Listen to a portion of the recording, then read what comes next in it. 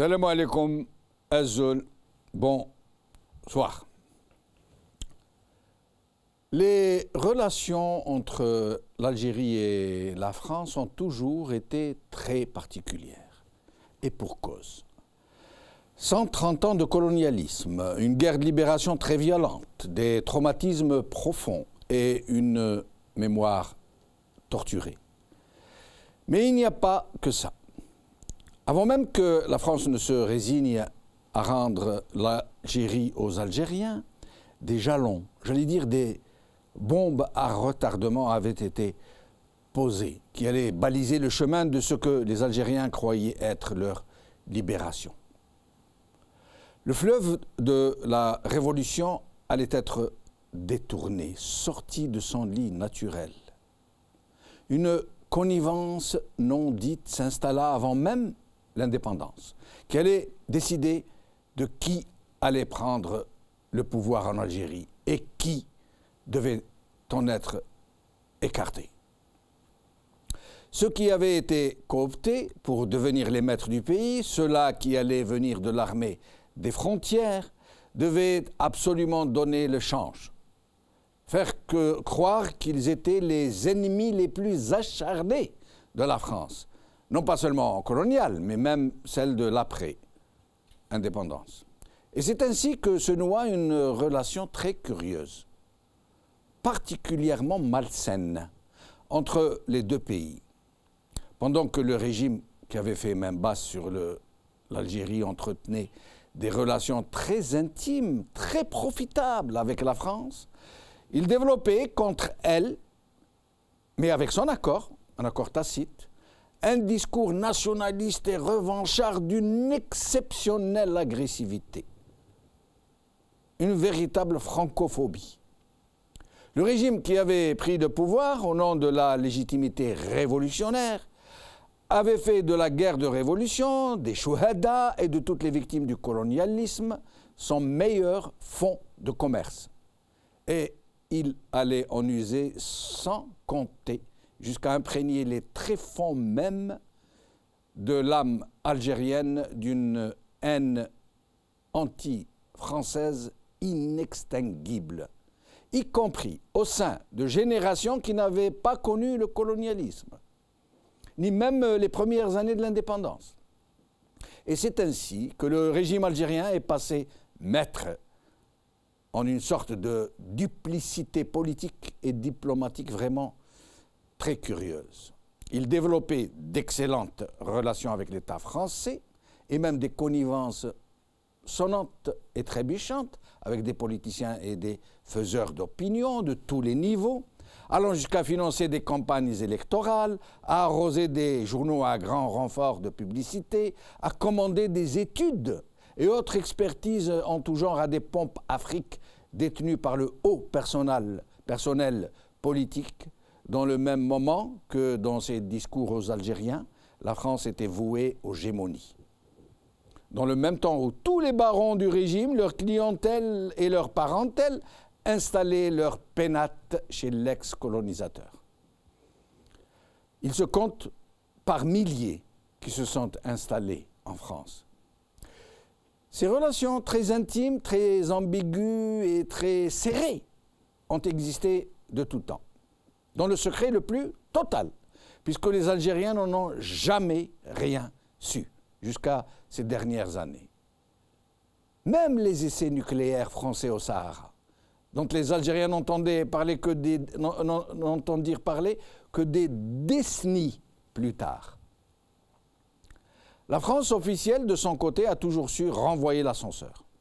Quelques détails, quelques-uns seulement, parmi d'innombrables autres, juste pour donner une idée de cette situation à ceux qui n'en ont pas connaissance.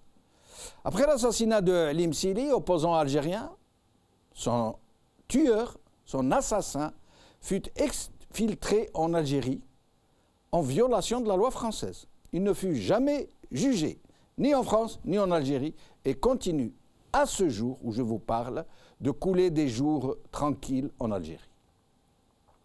Après l'interruption du processus électoral que le chef de l'État français avait appelé de ses vœux, une véritable chape de plomb permit aux généraux putschistes de commettre des crimes de masse véritablement à huis clos, des années durant. Entre 2001 et 2002, durant l'insurrection du printemps kabyle, des milliers de visas furent accordés à tous les meneurs kabyles de la révolte pour se rendre en France. Puis, une fois sur place, l'asile politique leur fut accordé. Ils n'avaient désormais plus le droit de revenir en Algérie, ce qui débarrassa le régime algérien de leur présence et mit fin à une révolution naissante qui allait embraser tout le pays.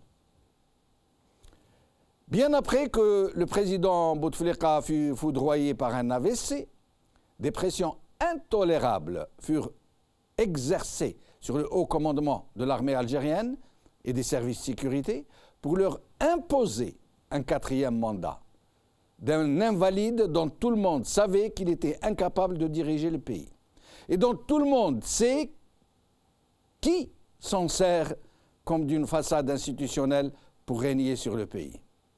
Et le président Hollande poussa le zèle jusqu'à se rendre à Alger et à faire cette incroyable déclaration. Le président Bouteflika m'a donné une impression de grande maîtrise intellectuelle. Et même, c'est rare de rencontrer un chef d'État qui a cette alacrité, cette capacité de jugement.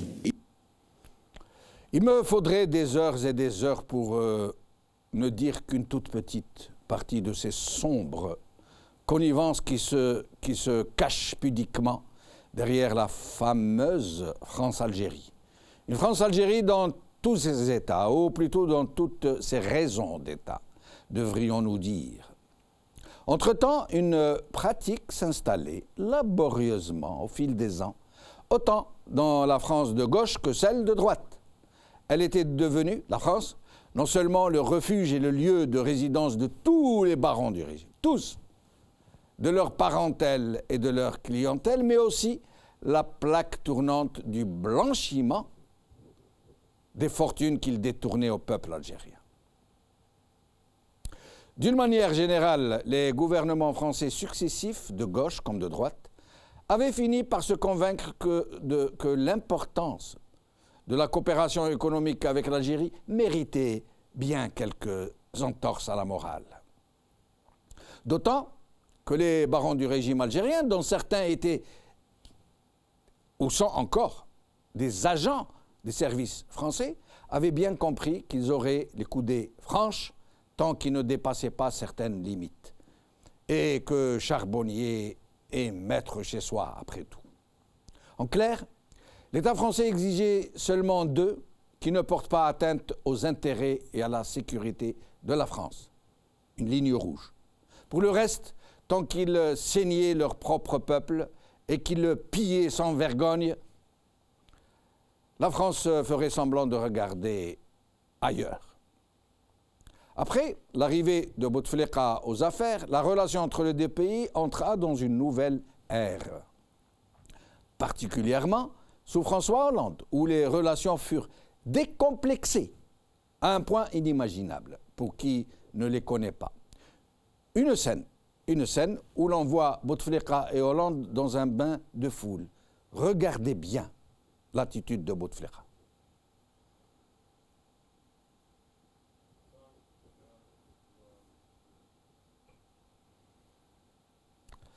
Et puis, nous allons voir la réception du président François Hollande à Tlemcen en présence du président Bouteflika. Et là aussi, regardez et écoutez. Dans la perle du Maghreb, bienvenue dans la perle du Maghreb. Bonjour monsieur François Hollande, bonjour monsieur François Hollande. Tlemcen vous ouvre grand ses portes, Tlemcen vous ouvre grand ses portes. Les Algériens, les Tlemceniens, les Algériens, les Tlemceniens.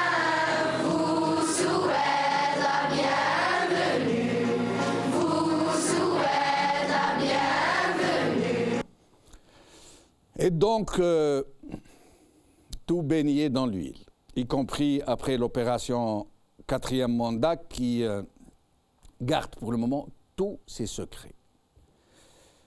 Ça baignait dans l'huile jusqu'au jour du grand coup de tonnerre dans le ciel serein du régime, quand François Hollande annonça qu'il ne se représenterait pas.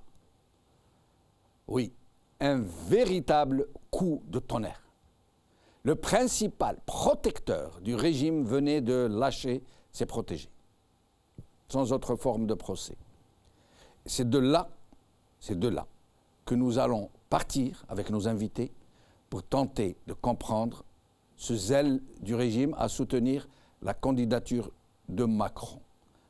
Un zèle qui poussa le zèle, si je peux me permettre, jusqu'à déclarer publiquement et officiellement ce soutien à un candidat pour des élections présidentielles d'un autre pays, d'un pays étranger.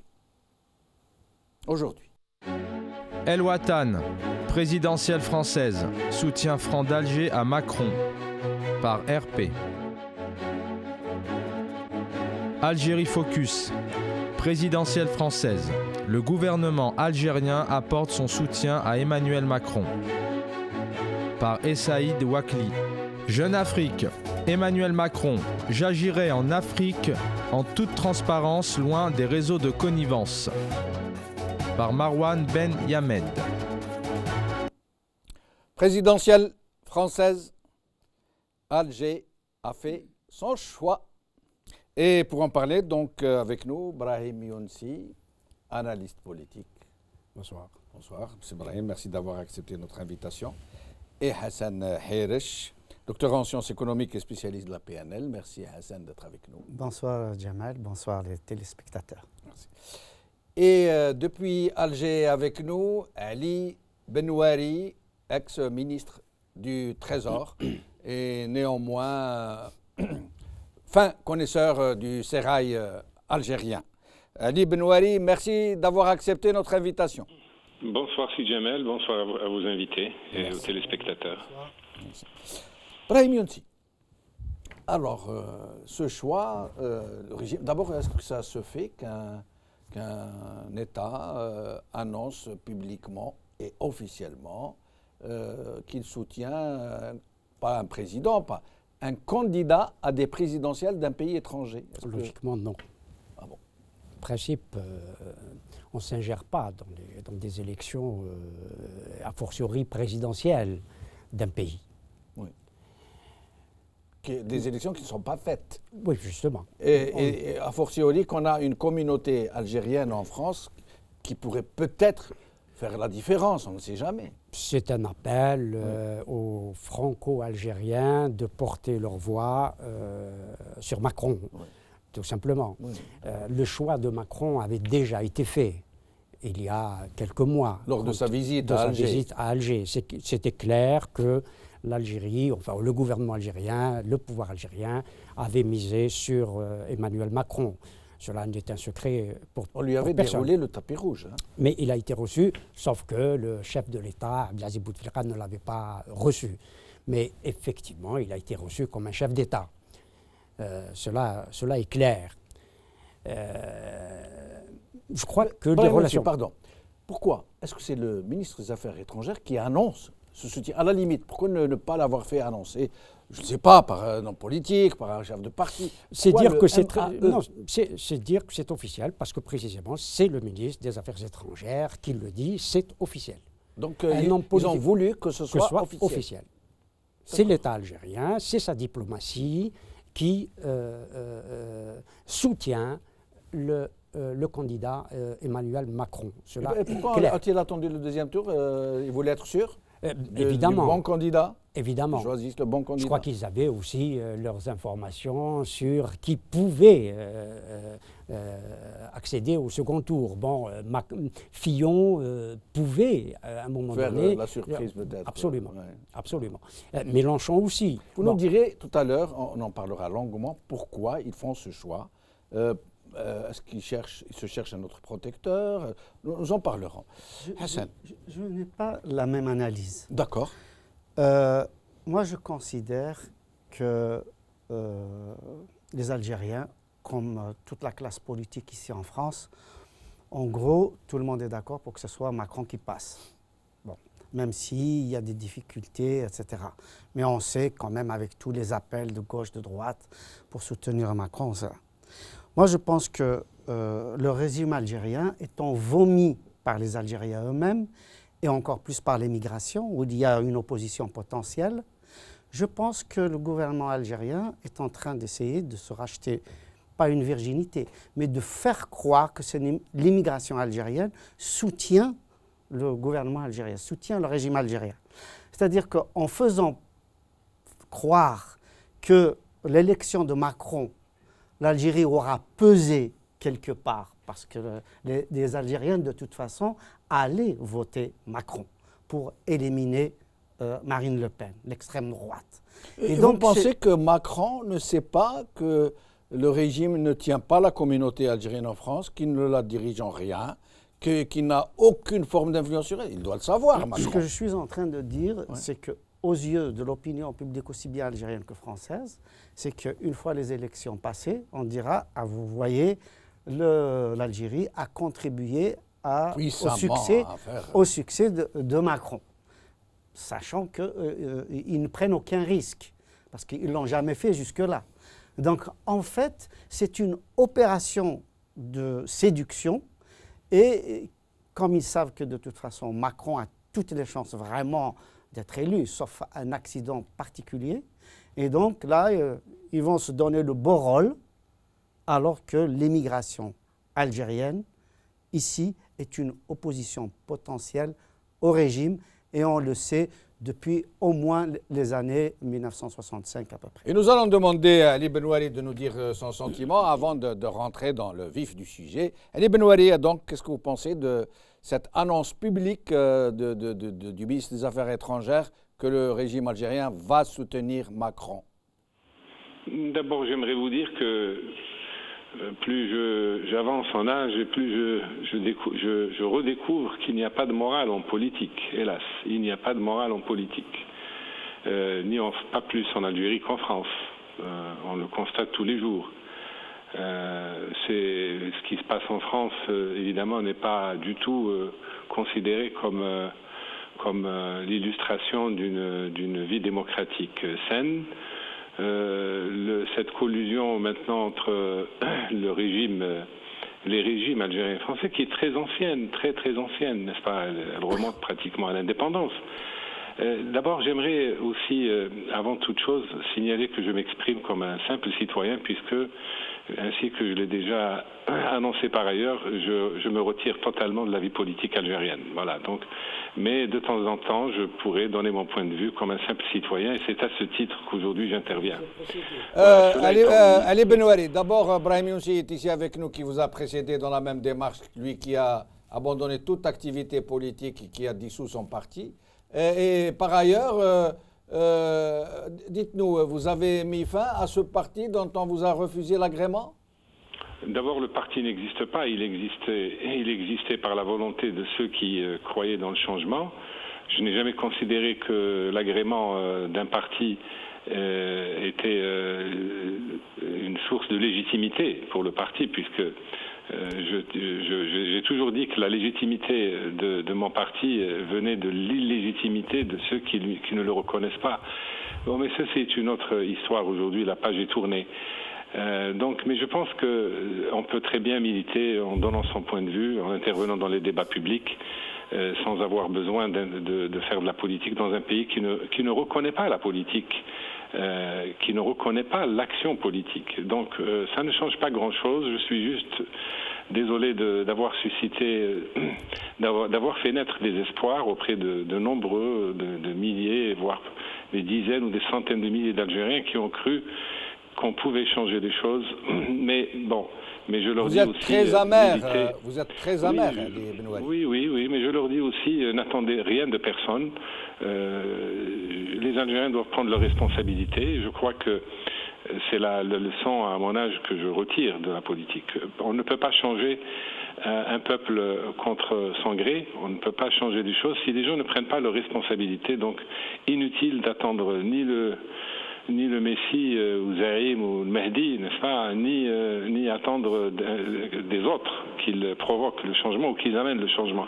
Donc, maintenant, cela étant dit, revenons au sujet qui est le thème de votre émission de ce soir.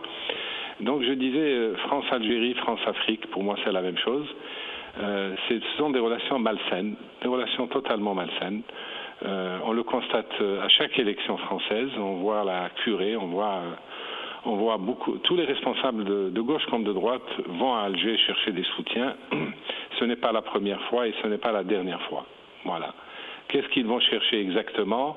Est-ce qu'ils vont chercher de l'argent? Est-ce qu'ils vont chercher des soutiens auprès de la communauté algérienne de plus en plus nombreuse et qui votera de plus en plus en France, puisque beaucoup sont binationaux, contrairement à la vie politique en Algérie. La vie politique en France est plus ouverte et je suis pratiquement convaincu qu'il y aura de plus en plus d'Algériens qui tenteront une carrière politique en France. Je reviens à vous dans un moment, Ali Benouari, et je vous poserai une question précise parce que j'ai lu dans une de vos contributions sur le réseau social Facebook, où vous écrivez beaucoup, que vous avez écrit quelque chose de terrible.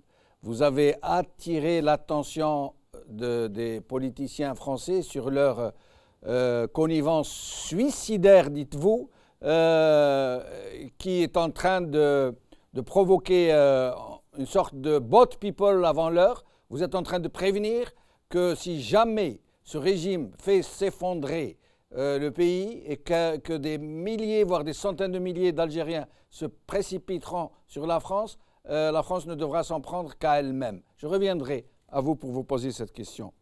Brahim Younsi, pourquoi sont-ils aussi enthousiastes? Vous avez vu les images que nous sommes en train de passer à l'endroit de M. Macron. Qu'est-ce qu'il peut leur apporter? Qu'est-ce qu'il représente pour eux? Parce qu'il est, pour dire, bon, je ne vais pas faire la campagne de Mme Le Pen, oui. Mais c'est la succession de Hollande, que nous le voulions ou non, même s'il y a quelques ruptures, mais c'est la succession de Hollande. Mais je crois que... ça veut dire en termes de politique algérienne? En termes de politique algérienne. D'accord. Évidemment. Oui. En termes de politique algérienne. Oui. Il est sur les mêmes positions sur un certain nombre de sujets, notamment la question du Sahara occidental. Nous ne connaissons pas la position claire d'Emmanuel Macron sur la question du Sahara occidental. Mais je crois qu'il a la même position que les autres dirigeants français et singulièrement François Hollande. Deuxième question, c'est la question syrienne. Et sur cette question-là, nous avons entendu Emmanuel Macron. Ce n'est pas la même position. Le pouvoir algérien soutient Bachar al-Assad, le régime Assad, alors que Emmanuel Macron est contre et veut le départ de Bachar al-Assad, contrairement au gouvernement algérien, au pouvoir d'Alger. Et alors? Et là, donc, ça voilà. coince. C'est-à-dire que effectivement, ça coince. Et pour le quatrième, pour l'actuel mandat du président, sur la succession qui se prépare, est-ce que Macron va protéger le régime algérien comme l'a fait Hollande, puisque vous dites qu'il est un peu dans la même lignée? Je ne vois pas personnellement Macron protéger qui que ce soit. Je ne le vois pas. Je crois que Macron s'est un peu avancé, un peu trop avancé lors de son voyage à Alger sur les crimes de la colonisation qu'il a justement qualifié de crimes contre l'humanité. Bien entendu, et son vis-à-vis aujourd'hui, sa concurrente. Elle tient un discours inverse. Voilà, absolument. Et sa concurrente a aussi envoyé un certain nombre de signaux. Mais on dirait que Macron a fait il a apporté quelques nuances à ces déclarations d'Alger. Tout à fait, ouais. Justement. Oui. Tout à fait. Pourquoi? Parce que l'électorat pied noir représente encore quelque chose? Il n'y a pas que seulement l'électorat pied noir, il y a aussi l'électorat de la droite, d'une certaine droite, etc., qui est resté quand même Algérie française, etc. Pas seulement. La question algérienne reste quand même auprès d'une certaine population assez sensible. Donc il a mis beaucoup d'eau dans son vin sur la question de la colonisation. Nous allons écouter quelque chose et je reviens à Hassan Haj. C'est un crime contre l'humanité, c'est une vraie barbarie, et ça fait partie de ce passé que nous devons regarder en face, en présentant aussi nos excuses à l'égard de celles et ceux vers lesquels nous avons commis ces gestes. Hassan, c'est un crime, c'est une barbarie, c'est un véritable crime. Il a été fort. Hein, et c'est la première fois dans l'histoire de la Ve République, enfin depuis De Gaulle, depuis l'indépendance du pays, qu'une telle affirmation se fait publiquement. Oui, tout à fait. M. Macron est jeune, il n'a pas vécu la guerre d'Algérie, il n'a pas vécu l'après-guerre immédiate, etc., d'une part. Mais j'aimerais bien revenir sur la question que vous avez posée. Oui, bien sûr. Bien sûr. Moi, je pense que si les Français, d'une façon générale, hein, les hommes politiques ont été reçus toujours à grande pompe hein, à Alger. Là, on l'a vu avec Hollande, mais ça a été le cas de Chirac, qui a eu un bain de foule à Alger, etc. Hein. Moi, je pense très honnêtement que le gouvernement algérien, le régime algérien, est en grand manque de légitimité. Que ce soit avant, que ce soit maintenant, c'est depuis 1962.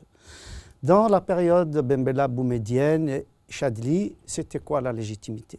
On faisait venir le général Diap, vietnamien. On faisait venir Fidel Castro. On faisait venir Che Guevara. On faisait venir Jamal Abdel Nasser, etc. pour justement dire que nous sommes des hommes fréquentables, que nous sommes finalement des dirigeants, après tout, comme dans le monde entier. Et c'est exactement la même chose qui se passe aujourd'hui. On va faire venir M. Hollande, M. Chirac, M. Macron, etc. Ça a été pareil pour Juppé. C'est une recherche de légitimité pour dire que nous sommes finalement des dirigeants fréquentables. Il faut rappeler quand même que Wikileaks a révélé que c'est Sarkozy qui a appelé personnellement Obama pour qu'il félicite Bouteflika lors de son 3e et 4e mandat. Et parce que précisément les États-Unis... Troisième mandat, troisième, je crois. Oui. Les États-Unis n'avaient pas du tout envie justement de rentrer dans cette magouille électorale, etc., comme ça se faisait en Afrique. Et comme Obama avait promis justement de travailler différemment avec l'Afrique, d'avoir une position un peu plus courageuse vis-à-vis des dictateurs. Et donc, il a fallu que Sarkozy, c'était dans Wikileaks... C'était sa chasse gardée, il demandait au grand ami de lui donner un petit coup de pouce, d'aider le poulain. Absolument. Donc, on voit très bien qu'il y a évidemment, ça a été dit par vous trois, hein, il y a une relation malsaine entre l'Algérie et la France depuis grosso modo, on va dire un petit peu avant l'indépendance, depuis l'assassinat d'Abban Ramadan. Hein. Donc, et l'arrivée de Ben Bella, c'était évidemment aussi un soutien évident du général de Gaulle. Pourquoi Ben Bella? Parce que à la fois, c'était un ami de Nasser. Il faut rappeler que les relations franco-égyptiennes étaient rompues depuis 1956 avec l'affaire de Suez. Ouais. Et donc, il fallait retisser ce lien-là, ce qui était très important pour la France.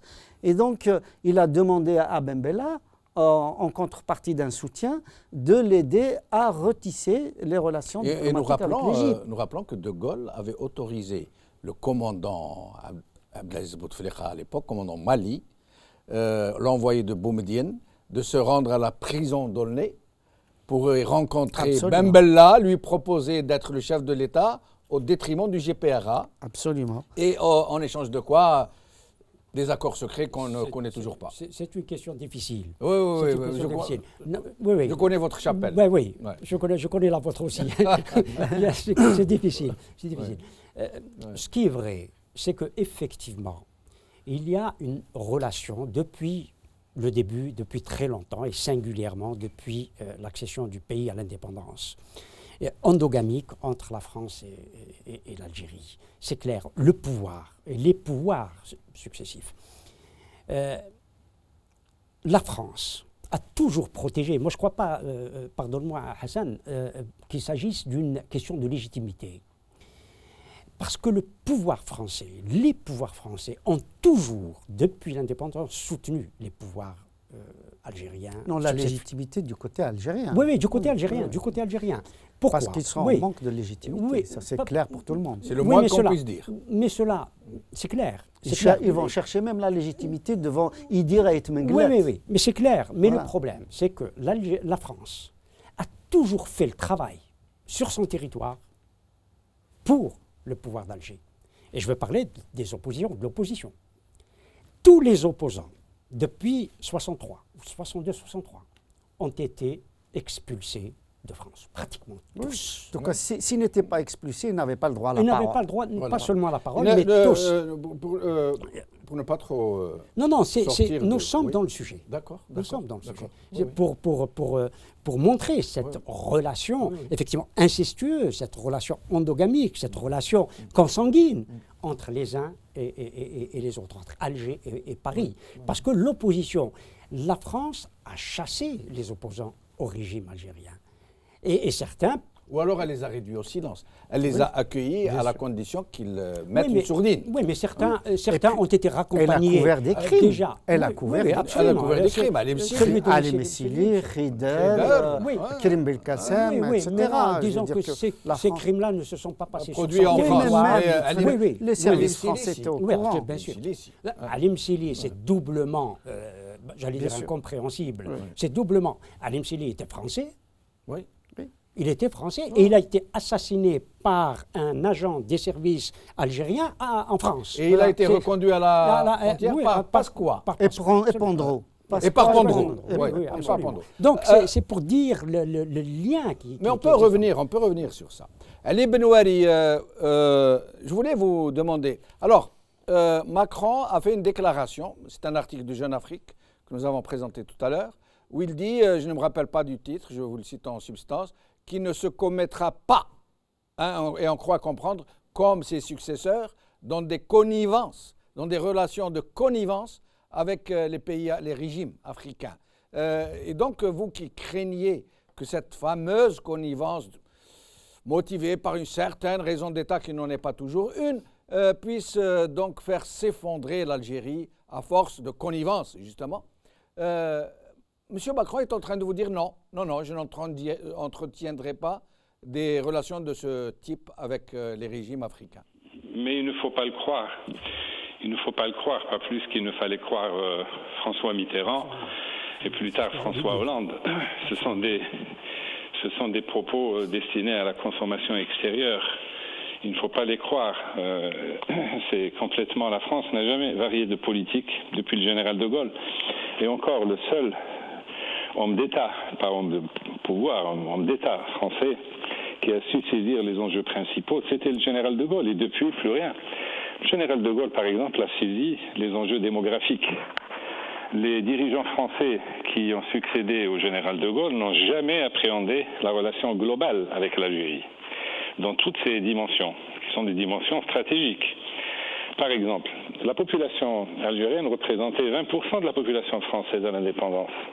Aujourd'hui, elle en représente 60%. Et dans 20 ans, la population algérienne dépassera la population française. Ceci est un fait. Mais ce qui est plus grave, c'est que quand on a un voisin qui a la démographie galopante et qui n'a pas assumé son développement, qui n'a pas réussi son développement, cela signifie qu'il y a un déséquilibre extrêmement grave qui va surgir entre les deux pays et qui va menacer la sécurité en termes global. Cette donnée, cette dimension n'a jamais été prise en compte par les dirigeants français, pas plus que la dimension à long terme. Mais la dimension à long terme qui suppose que l'on prenne en compte les données de développement en général, les données démographiques, etc. Les dirigeants français, depuis De Gaulle, ont mené des politiques à courte vue. C'est ce que personnellement je dénonce, mais d'un point de vue de l'analyse, j'allais dire politologique, donc pas idéologique, d'un point de vue absolument objectif. La France n'a jamais saisi les véritables enjeux de ses relations avec ses voisins, qu'il s'agisse de l'Algérie, mais au-delà du Maroc et de la Tunisie et d'une manière générale le Maghreb et le monde arabe. Mais la France le paiera. Elle le paiera d'une manière ou d'une autre. Tout se paye cash et les différences, les niveaux de développement différenciés, l'écart de développement qui est en train de se creuser, en même temps que le rattrapage démographique. Le Maghreb, déjà, démographiquement, pèse plus que la France, près de 100 millions d'habitants. La seule Algérie dépassera la population française. Il était de l'intérêt de la France de promouvoir un partenariat basé sur le développement à long terme, sur le développement de ses voisins du Sud, qui sont une sphère de rayonnement culturel importante pour la France.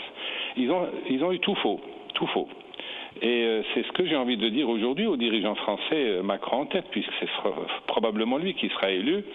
Continuez comme ça, vous creusez votre tombe et quelque part la nôtre avec.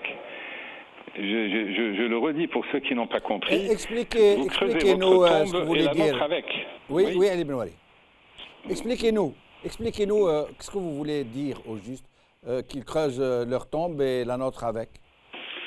Creuser leur tombe en soutenant les dictatures dans le monde arabe en général, au Maghreb et en Algérie, ils ne favorisent pas le développement de la démocratie dans nos régions et le partage des valeurs basées sur une vision commune du futur. Là, on a compris, mais là où ils creusent leur tombe à eux, comment? Ils creusent leur tombe parce que le Maghreb et l'Algérie auraient représenté une chance pour la France de développement, de développer des partenariats intelligents et d'asseoir le développement de l'économie française. Au lieu de quoi? En soutenant des dictatures, elle est en train de renforcer le courant hostile à la France. D'ici une dizaine d'années, je parie que l'anglais va remplacer le français en Algérie et peut-être dans tous les pays du Maghreb. Donc, perte d'influence culturelle qui sera un dommage extrêmement important pour la France. Dans le sillage de cette perte d'influence culturelle, il y aura perte de marché et perte d'opportunités de développement.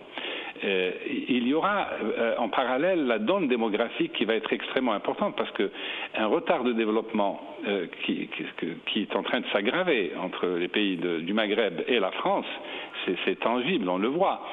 On le voit tous les jours. Ce retard de développement va créer un déséquilibre entre les deux pays que la démographie transformera en insécurité. En insécurité parce qu'il y a aujourd'hui 5 900 000 Algériens en France. La population algérienne va dépasser la population française.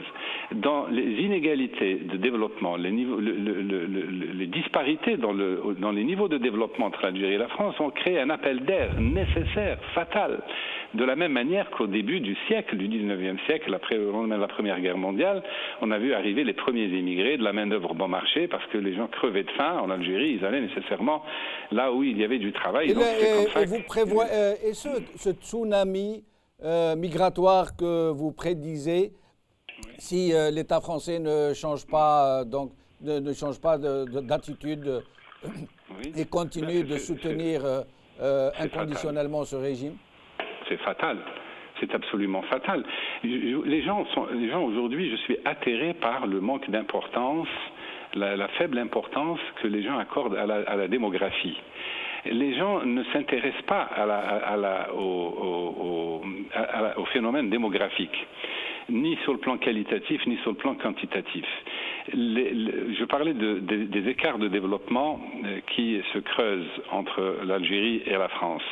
Mais en même temps, je souligne que parallèlement, la population algérienne augmente. Elle était de près de même pas 10 millions d'habitants à l'indépendance. Aujourd'hui, on est au-dessus de 40 millions d'habitants. La France n'a pratiquement pas vu sa population augmenter de plus de 10-15%. Cette donnée-là va créer de l'insécurité. Elle est porteuse de germes d'insécurité à long terme.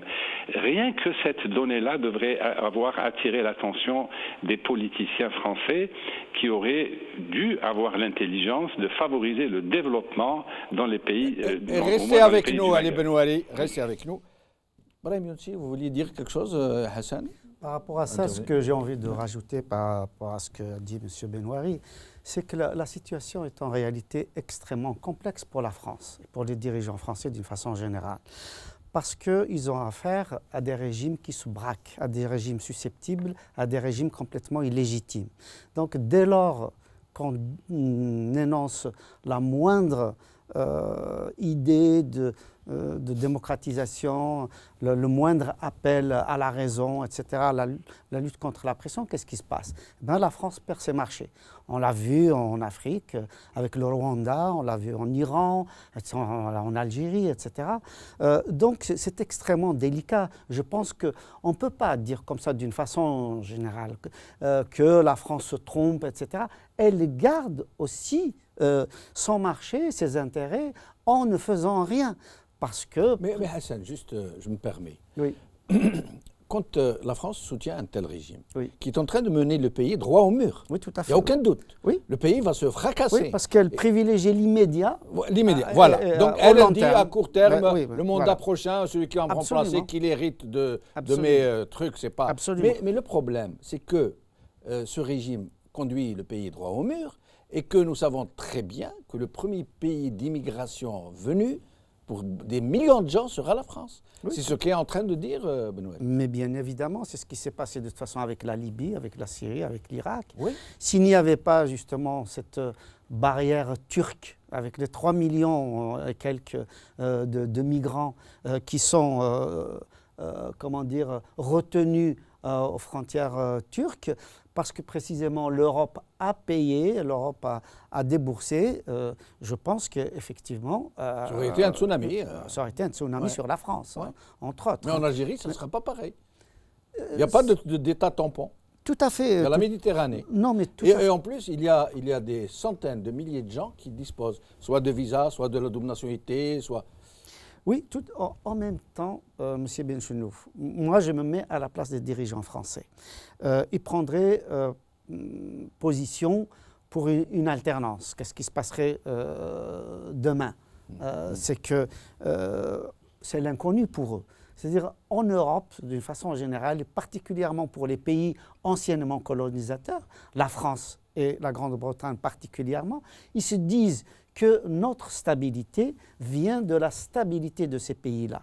Et donc, quand ils voient des dictateurs, ils ferment les yeux effectivement sur leurs pratiques, sur les tortures, les emprisonnements, les violations de toutes sortes, etc. Ce sont plus des chefs d'État, ce sont des garchiourmes. On l'a vu avec Michel Ali-Omari, à la veille Ben Ali. Oui, à la veille de l'effondrement du régime Ben Ali, on l'a vu même avec l'Égypte, etc. On a vu une petite hésitation pour le soutien du général Sissi en Égypte, mais très vite, quand ils ont vu qu'il avait la main ferme et que justement il allait imposer une dictature et qu'il allait stabiliser le pays en imposant une dictature, tout de suite les pays occidentaux, les États-Unis compris, ils ont soutenu le général. Donc il faut aussi prendre en compte cette donne. Et c'est à nous de travailler aussi, de dire que l'alternance peut favoriser de meilleurs rapports économiques et une respiration de la société algérienne peut avoir une meilleure, un meilleur rapprochement entre les deux sociétés, entre les entreprises, entre les universitaires, entre les syndicalistes, les associations, etc. Parce qu'aujourd'hui, la coopération a une grande difficulté. C'est parce que tout est centralisé, tout doit passer par l'État algérien, tout doit passer par le pouvoir, etc. Il n'y a aucune coopération sans... Il n'y a pas de passerelle entre les sociétés civiles. Il n'y en a pas. Oui. Et donc, la France... Il y a un monopole de la relation... Voilà. Donc, j'espère que l'équipe Macron, qui j'espère sera une équipe jeune, qui aura un autre regard, si tant est que Macron sera élu, ce qui n'est pas complètement dit. C'est jamais gagné, mais il a toutes les chances d'être élu. Je suis d'accord en partie avec ce qui vient d'être dit, effectivement, parce que tout est focalisé sur la question de la sécurité de l'immigration. Marine Le Pen a proposé une coopération essentiellement, pas seulement avec l'Algérie, mais surtout avec l'Algérie, sur la sécurité et l'immigration. Et qu'est-ce qui peut assurer? C'est là où je suis en désaccord avec Ali Benouari. Qu'est-ce qui peut assurer la sécurité Et l'immigration pour les Français, c'est la dictature. C'est des régimes. À leurs yeux. Alors, bien, oui, mais c'est ce qui se passe. C'est c'est les dictatures. C'est les régimes Parce que c'est une autoritaires. vision à court terme. C'est les régimes autoritaires. Si on réfléchit sur le long terme, on verra que la France et la Oui, plupart mais des pays on a occidentaux ont soutenu ces types de régimes, Monsieur la Brahimi démocratie. aussi, on a bien vu, là, récemment, c'est encore d'actualité, que ce sont les dictatures qui ont fait que nous avons 3 à 5 millions de réfugiés en Europe. Oui, mais non, mais c'est la guerre. C'est la guerre. C'est d'abord la guerre. C'est d'abord les guerres civiles. On l'a vu chez nous. Les gens sont mais partis. sont- C'est les guerres ces civiles. guerres sont venues Quand parce les qu'il y avait des populations- dictatures. Oui, mais d'accord. Quand c'est les peuples, il y a des peuples qui ne se rebellent pas. Bon, c'est ça le problème. Mais la question de la démocratie ne les intéresse pas. C'est Ça pas ne leur les- problème à la limite. Ça n'intéresse pas la France. Ça n'intéresse pas les pays. Au Et contraire, ces belles nous l'avons vu, valeurs, et ces nous belles l'avons vu, valeurs et tu des l'as droits si de bien l'homme, dit, en Égypte. Ça ne les intéresse pas. Ouais. Parce que si, demain, l'alternance, ça dépend qui. Il y a des partis, qu'on le veuille ou non, islamistes, qui sont forts. Et aujourd'hui, ce sont ces partis-là, ces mouvements-là, qu'on le veuille ou non, qui ont le vent en poupe. Partout, ou quasiment partout. Voilà. En Algérie, en Tunisie, au Maroc, en Égypte, en Syrie et ailleurs. La France a peur que s'il y a des élections demain transparentes, libres, etc., qu'un parti islamiste, si on lui donnait la possibilité d'exister, gagnerait de nouveau, remporterait de nouveau les encore, Mais élections. ça s'est passé en Tunisie, c'est rien Oui, passé voilà, de c'est grave. ce que j'allais dire. Ah, oui, oui. parce que En Tunisie, ça a été le cas. Non, Nada c'est a ça. remporté. Non, Au contraire, Nada Avec les échecs. a mis Parce les rails que- pour une échecs, constituante. Parce que je- Nahda, je ne vais pas dire ce que j'ai dit tout à l'heure, Nahda a calmé le jeu. Oui. Nahda a calmé le jeu. Ça ne veut pas dire que la situation en Tunisie est stabilisée, d'autant qu'il y a un foyer de tension En Libye. à sa frontière sud, etc. Il y a des tensions aussi dans l'espace algérien, qu'on le Non. veuille ou non. Mais la Tunisie n'est Moi, pas... je n'est pas- relativise, n'a pas je fini. relativise ce que dit mon ami Minsi. C'est que c'était vrai il y a 1 an, 2 ans, 3 ans, mais ce n'est plus vrai de mon point de vue, parce que les partis islamistes ont échoué et ils ont montré leur impuissance. Ils ont montré leur impuissance en Égypte, ils ont montré leur impuissance en Tunisie, ils ont montré leur impuissance au Maroc. Et je crois qu'aujourd'hui, les sociétés ne croient plus dans la solution politique islamiste. Je crois qu'il y a un mouvement de fond qui, aujourd'hui... Sincèrement, je ne partage Non, pas mais du tout ton point de vue. je t'ai écouté. Je développe justement l'idée exactement inverse. Moi, je pense qu'aujourd'hui, avec ce qui s'est passé au Moyen-Orient, avec les guerres fratricides du Moyen-Orient, avec l'échec aussi des islamistes dans la bande de Gaza, qui est un symbole évidemment pour l'ensemble de cette région-là, et avec ce qu'on vient de voir au Maroc, l'échec cuisant du parti islamiste, je pense que les sociétés nord-africaines, qui ne sont pas les sociétés moyen-orientales, aujourd'hui comprennent que la solution islamiste n'est peut-être pas une solution. Je ne suis pas entièrement d'accord avec ce qui vient de dire. On l'a vu. En Égypte, c'est le coup d'État. En Algérie, ça a été le coup d'État. Je crois qu'il n'y a pas. Non, il n'y a pas eu d'échec. Il n'y a pas d'échec. Même en Tunisie, ce n'est pas l'échec. Je crois qu'il y a eu un renoncement. Il y a eu un renoncement. Un renoncement est un échec. Non. C'est parce que précisément ils savent que la société. Non, parce que la guerre civile. Non, vous voulez plus. La guerre civile menacée en Tunisie, Nahda a fait un repli. D'ailleurs elle participe au gouvernement, il y a un gouvernement d'union nationale, etc. Bon, il ne l'aurait pas fait il y a 2-3 ans. Non, peut-être. Il y a eu des pressions à la fois internes et externes, nous le savons. Mais on ne peut pas parler d'échec.